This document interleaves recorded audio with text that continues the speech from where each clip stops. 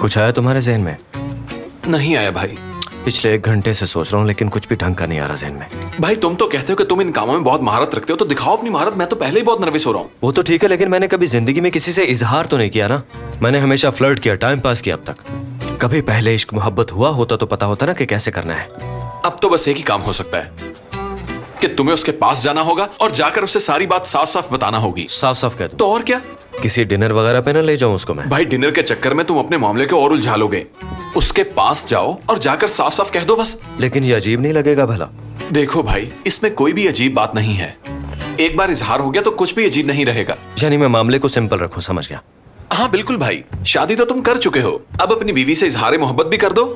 वैसे बात तो ठीक है, आइडिया अच्छा है तुम्हारा। ठीक है, इसी पे सोचते हैं। यही क्लासिकल तरीका ठीक होगा, वही जो हमारे बड़ों का था। हाँ, अब मैं जैसे उसे मिलूंगा डायरेक्ट इकरार मोहब्बत कर लूंगा, यही ठीक है। मैं उन लोगों में से नहीं जो पीठ दिखा के भाग जाते हैं, है ना? मुझे मेरे सारे सवालों के जवाब मिल गए। करीम, तुम कहाँ गायब हो यार? क्यों, क्या हुआ?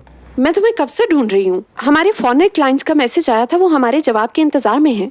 किस चीज का? क्या तुम भूल गए हो करीम? क्या तुम्हें याद नहीं कि हमने उनसे 5 साल का कॉन्ट्रैक्ट किया था मार्केटिंग करने के लिए? और इस मार्केटिंग के लिए हमें कोई स्ट्रेटजी बनानी है जो सबसे अहम है। देखो निदा, इस वक्त हम बहुत ही हसास मसले पे बात कर रहे हैं। तुम थोड़ी देर बाद आना। तुम्हारी अहम डिस्कशन से मेरा कोई लेना देना नहीं। अब ये काम तुम दोनों के सुपुर्द है। और ये रही मार्केटिंग के लिए कुछ मॉडल्स की तस्वीरें।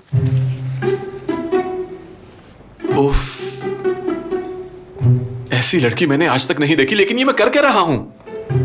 तुम कभी नहीं सुधर सकते फुरकान। खुदा के लिए निदा, इन तस्वीरों को ले जाओ यहाँ से। करीम देखो, ये मॉडल कैसी लगी तुम्हें? वैसे बला की मासूमियत है इसके चेहरे पे, लेकिन अदाएं इसकी कातिल हैं। अब जल्दी से तुम अपनी अप्रूवल दे दो ताकि हम काम शुरू कर सकें। है तो मासूम और खतरनाक भी, और इसके साथ साथ अगर वो थोड़ी कमजोर भी हो। तुम्हारी मुस्कुराहट से मैं समझू कि तुमने फाइनल कर दिया। मैंने कर लिया। आयशा को, आयशा करेगी ये। अम्मी, आप भी तो हर बात पे मुझे ही कसूरवार ठहराती हैं, इसलिए मुझे अब भी गुस्सा आ गया। माफ कर दें। मैं जानबूझकर आपसे झगड़ा नहीं करती।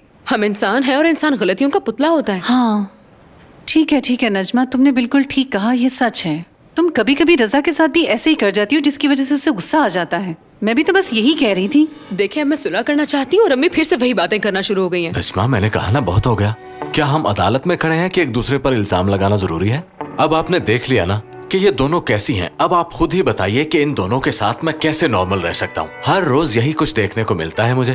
क्या आपको लगता है कि इनकी अंडरस्टैंडिंग आपस में अच्छी है? ये दोनों उन दोस्तों की तरह हैं जो एक दूसरे को कुछ नहीं समझते और ना ही कुछ शेयर करते हैं। ना ही आप इन्हें समझ सकती हैं।